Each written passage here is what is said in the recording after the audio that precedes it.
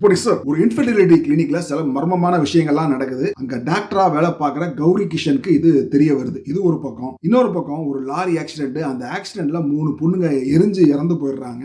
மெலாக்ல அது ஆக்சிடென்ட் மாதிரி இருந்தாலும் போலீஸ் இன்வெஸ்டிகேஷன்ல அங்கேயும் சில திடுக்கிடும் விஷயங்கள் போலீஸ்க்கு தெரிய வருது. இப்ப இந்த 2 ஈவென்ட்டும் ஒரு இடத்துல கனெக்ட் ஆகுது. அதர்ஸ் அமேசான் பிரைம்ல அவைலபிளா இருக்கிற ஒரு தமிழ் படம். படத்தோட ஆரம்பத்துல கொஞ்சம் கிரிப்பிங்கா தான் இருந்துச்சு. ஏன்னா அந்த லாரி ஆக்சிடென்ட்ல அந்த பொண்ணுங்க யாரு, ஏன் நடந்துச்சு, ஆஸ்பத்திரி நடக்கிற என்னதான் நடக்குது, பின்னாடி யாரெல்லாம் இருக்கா அப்படின்னு ஓரளவுக்கு விறுவிறுப்பா தான் கொண்டு போயிருந்தாங்க. அந்த ஹாஸ்பிட்டல் எம்டியா ஒருத்தர் வருவாப்ல. அந்த கேரக்டரை காமிக்கும் போது இந்த கேரக்டரை இப்படிதான் கொண்டு வருவாங்கன்னு நம்ம ஒன்று நினைச்சிட்டு இருப்போம். பட் அப்படி இல்ல, வேற மாதிரி அந்த கேரக்டரை காமிச்சிருந்தாங்க. அதுவுமே நல்லா இருந்துச்சு. கௌரி கிஷன் ஒரு நீட்டான பெர்ஃபார்மன்ஸ். இந்த ஹீரோ ஆதித்யா ஒன்னும் கம்ப்ளைண்ட் பண்ற மாதிரி இல்ல. ஓகே, ஏதோ பண்ணியிருந்தாரு. இந்த முனிஷ்காந்த் தான் படத்துல காமெடி பண்றேன்னு அங்கங்க ஏதாவது பண்ணிட்டே இருந்தாரு. அது எதுவுமே ஒர்க் அவுட் ஆகல. பட் ஃபர்ஸ்ட் ஆஃப் ஏதோ அப்படியே விறுவிறுப்பா போயிடும். அங்கங்க கொஞ்சம் டல் அடிச்சாலும் ஓரளவு பாத்திரலாம். படத்தோட ப்ராப்ளமே as usual செகண்ட் ஆஃப் தான். ஏன்னா செகண்ட் ஆஃப்ல தான் அந்த நெகட்டிவ் கேரக்டர், அந்த வில்லன் கேரக்டர்லாம் ஒரு 2 பேரை ரிவீல் பண்ணுவாங்க. அந்த வில்லன் கேரக்டர் ரிவீல் பண்ண உடனே தான் படம் வந்து உண்மையிலேயே ஒர்க் அவுட் ஆகல. ஏன்னா அந்த வில்லனா பண்ண நெகட்டிவ் ரோல்ல பண்ண அவங்களுடைய பெர்ஃபார்மன்ஸா இருக்கட்டும், அந்த கேரக்டர் எழுதப்பட்ட விதம், அந்த கேரக்டருடைய டெப்த்,